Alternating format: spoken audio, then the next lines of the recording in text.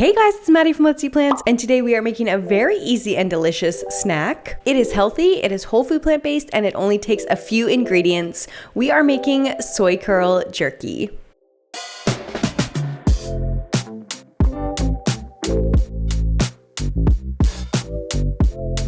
So here's everything we're going to need for today's recipe.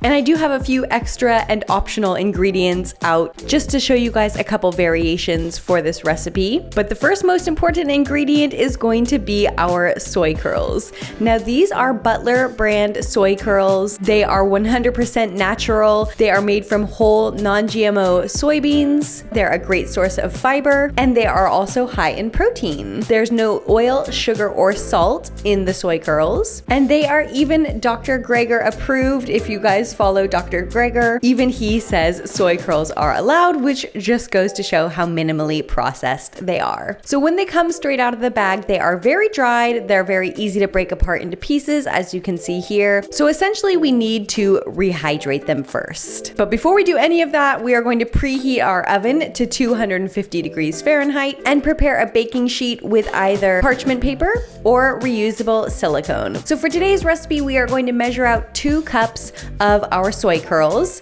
and we're just going to rehydrate these with some boiling water. The exact measurement doesn't really matter, but it should be at least enough water to cover the soy curls. And sometimes I like to add something heavy on top to make sure that they get submerged fully, because they do tend to float, and then add a little bit more water if needed, and let those rehydrate for about 8 to 10 minutes.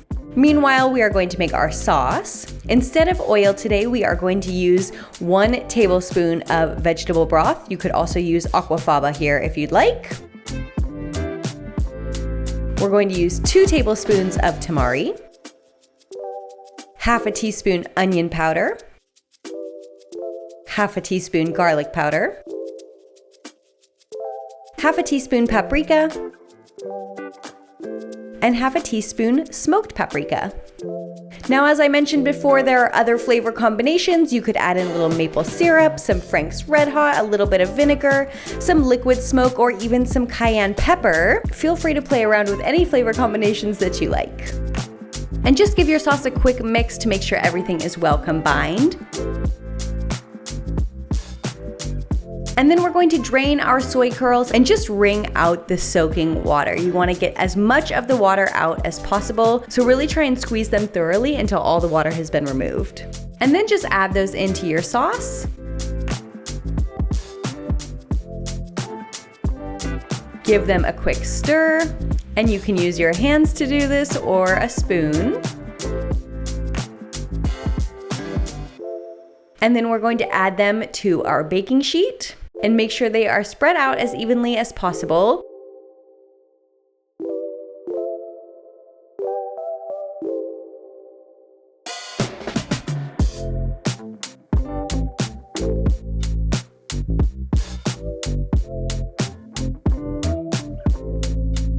And then we are going to bake these at 250 degrees for an hour.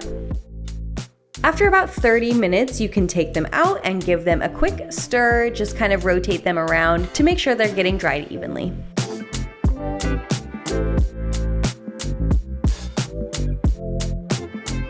After an hour has finished, I like to check the soy curls to see if there's any moisture left. If there is, you can give them another 10 minutes in the oven and check them again.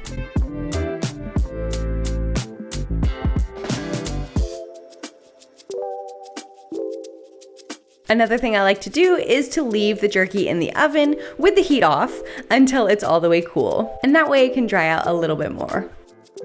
And so once your jerky has cooled, you will be able to tell that it is still quite flexible. You should be able to easily bend it and shred it. Now the smaller pieces I noticed do get a little bit crispy, and I actually really like that. I kind of like the crunchy crispy pieces, but of course if you want them all to be soft and flexible, then make sure you watch the oven towards the end of the time and take them out before you get any crispy pieces. Nice and chewy, and look at those shreds. And this is a fairly low calorie snack as well. For 1 serving, it's only 78 calories.